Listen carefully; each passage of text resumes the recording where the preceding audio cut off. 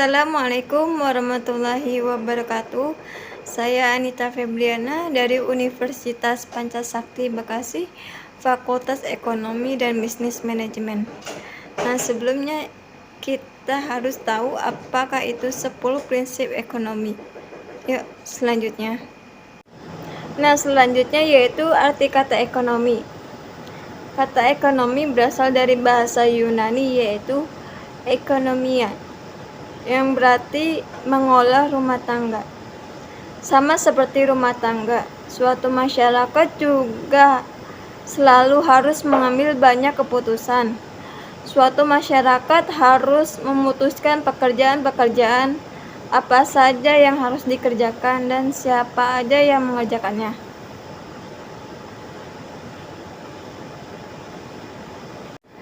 Namun, ekonomi itu memiliki ilmu sendiri, antara lain yaitu ilmu yang mempelajari bagaimana masyarakat mengolah sumber daya yang langka. Dan selanjutnya, kebanyakan masyarakat tidak mengolokasikan sumber dayanya melalui seorang perencana tunggal yang bersifat terpusat, melainkan melalui kombinasi dari jutaan rumah tangga dan perusahaan.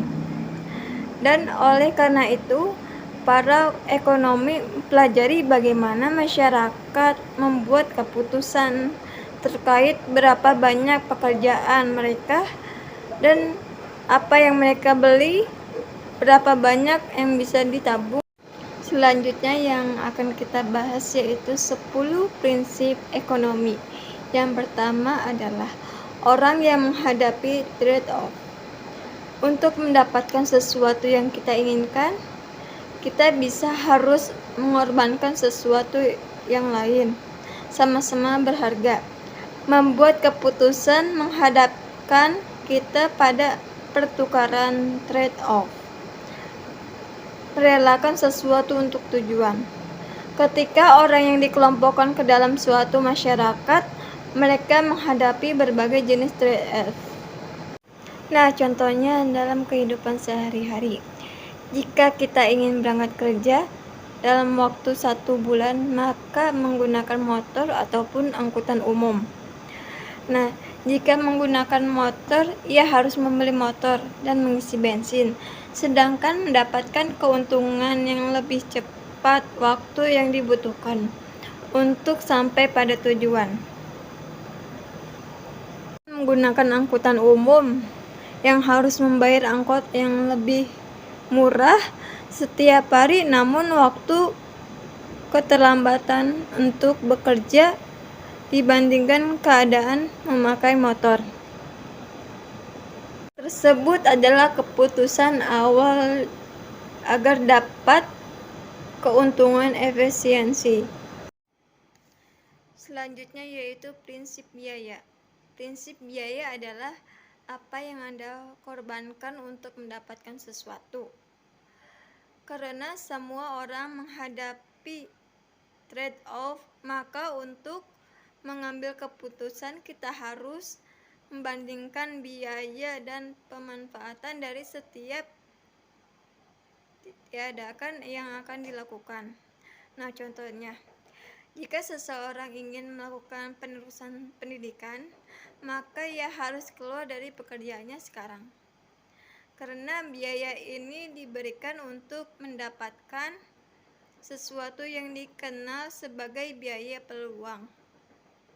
Di sini biaya peluang melibatkan pekerjaan yang telah diberikan seseorang individu untuk mengajarkan pendidikan yang lebih tinggi.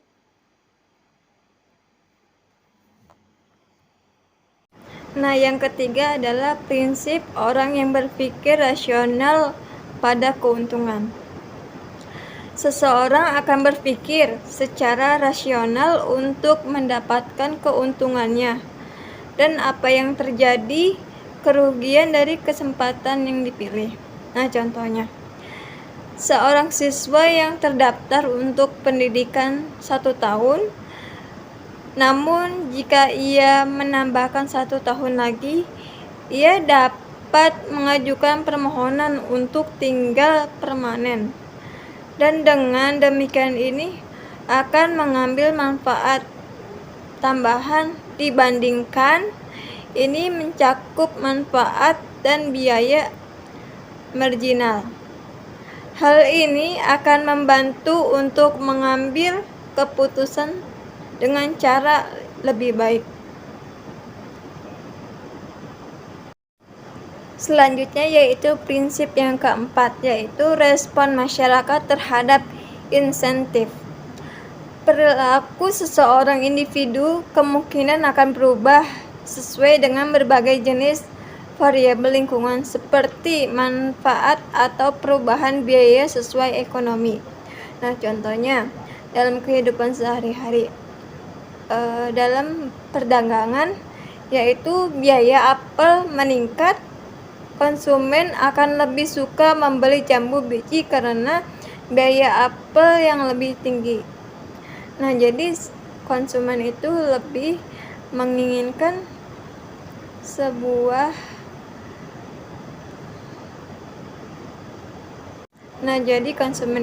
lebih memilih buah jambu dibandingkan dengan buah apel karena buah jambu itu harganya lebih murah dibandingkan dengan harga apel yang lebih menunjukkan tinggi.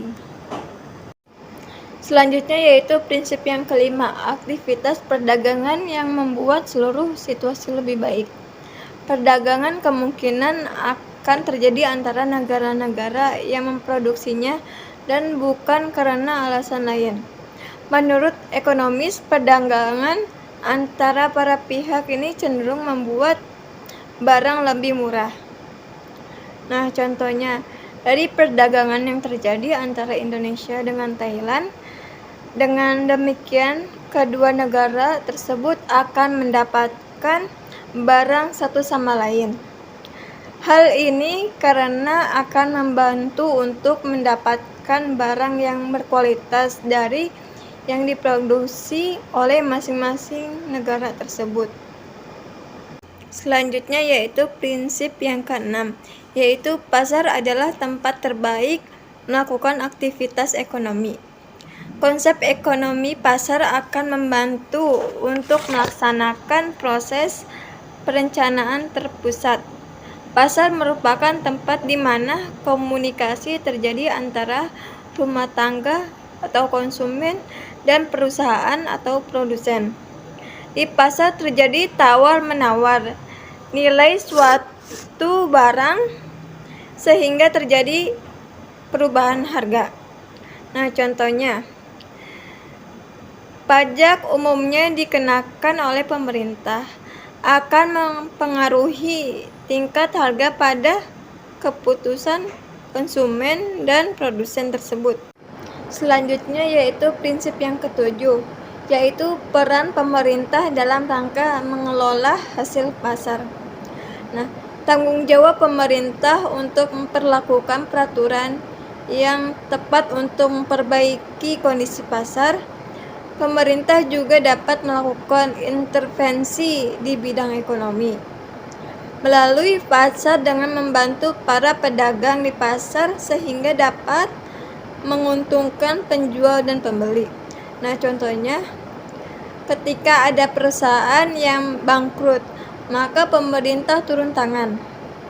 Nah, mengatasi hal ini, pemerintah mengambil alih perusahaan untuk memperlancarkan produksi barang yang sangat diperlukan di pasar. Nah, berikut ini yang prinsip 8, yaitu standar hidup tergantung pada kapasitas individu untuk menghasilkan barang. Nah, standar hidup orang-orang yang di negara tentu tergantung pada kapasitas produksi sesuai dengan teori ekonomi. Standar hidup negara-negara itu tinggi di mana barang diproduksi dalam jumlah besar. Nah, contohnya standar hidup produksi Jepang beda jauh dengan standar produksi Indonesia. Yaitu selanjutnya prinsip yang ke-9, kenaikan harga inflasi ketika pemerintah kelebihan mencetak uang. Nah, dalam ekonomi, inflasi kemungkinan terjadi ketika ada pasokan uang yang berlebihan dalam kaitnya dengan barang atau dengan jasa yang diproduksi di pasar. Dalam kasus-kasus tersebut, ketika pemerintah menghasilkan jumlah uang suatu negara yang lebih tinggi, kemungkinan akan kehilangan nilainya. Nah, contohnya di negara Jerman, di mana harga produk meningkat tajam setiap bulan dengan produksi uang meningkat juga. Dan yang ke-10 yang terakhir adalah trade-off jangka pendek antara lapangan kerja dengan inflasi. Di bidang ekonomi, kebijakan yang dibuat untuk mengurangi inflasi akan meningkatkan tingkat pengangguran. Kemudian kebijakan untuk mengurangi pengangguran yang mengarah ke kenaikan inflasi, maka dikenal sebagai kurva Phillips. Hubungan antara pengangguran dan inflasi ini bersifat sementara.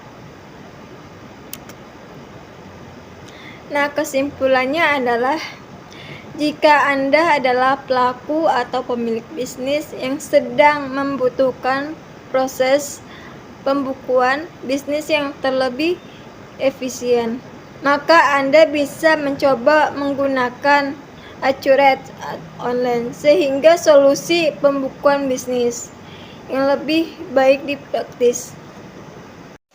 Demikianlah materi yang saya berikan atas 10 prinsip ekonomi. Semoga bermanfaat kepada kalian semua.